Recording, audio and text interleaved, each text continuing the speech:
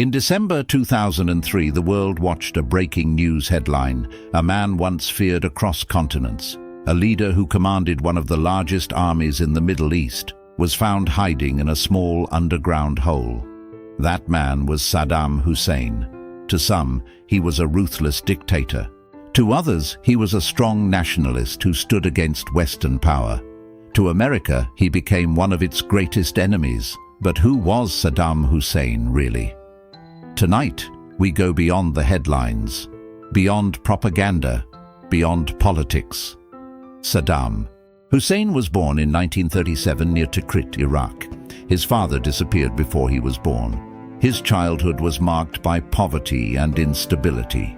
Raised by his uncle, he grew up hearing stories of Arab pride, nationalism, and resistance against foreign control.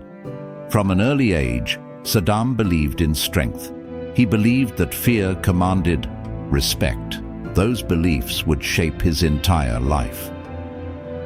In the 1950s, Iraq was politically unstable.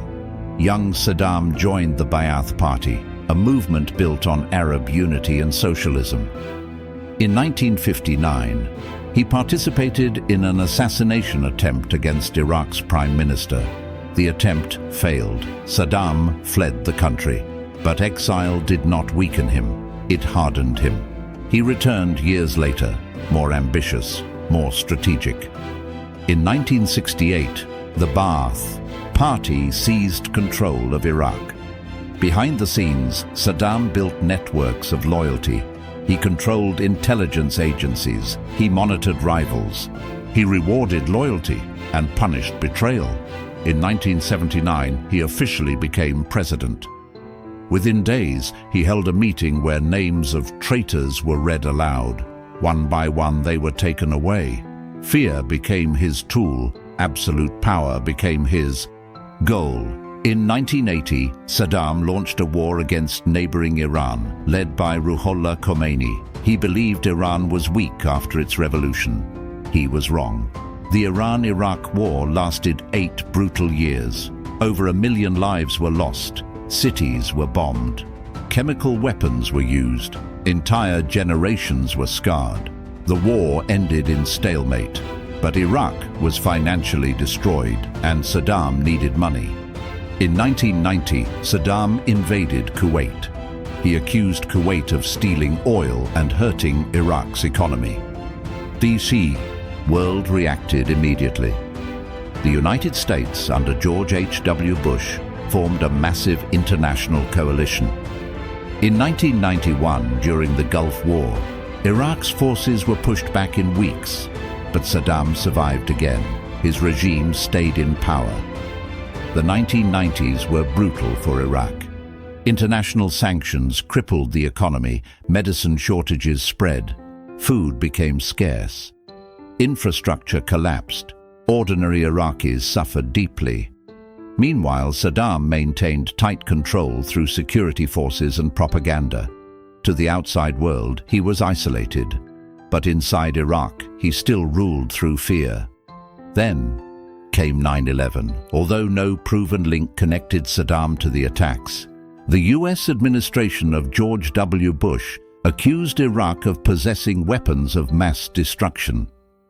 In 2003, America invaded Iraq. The world watched, shock and awe, as bombs lit up Baghdad's sky. Within weeks, Saddam's government collapsed. But no large stockpiles of weapons of mass destruction were found. The debate still continues. After months in hiding, Saddam was captured near Tikrit. He was discovered inside a small underground shelter. The once powerful leader now looked tired, defeated. In 2006, he was executed after being convicted of crimes against humanity. And just like that, an era ended. Years later, Saddam Hussein trends again online. Why? Because history never truly disappears. Young generations compare Iraq before and after. Some argue the country was more stable under his rule. Others remember the repression and brutality. Social media edits romanticize strong leaders. Geopolitical debates about the Iraq War remain controversial, and conspiracy theories continue to circulate. Saddam Hussein has become more than a man. He has become a symbol. Was he a dictator? Yes. Many suffered under his rule. Was he a nationalist? Yes. He challenged Western influence. Was the 2003 invasion justified? That question still divides the world. History is complicated, power is complicated, and leaders like Saddam Hussein leave scars that last for generations. The story of Saddam Hussein is not just about Iraq, it is about power, ambition, fear, war, and the consequences of political decisions. He rose from poverty to absolute power. He challenged global superpowers. He ruled through strength, and in the end, he fell.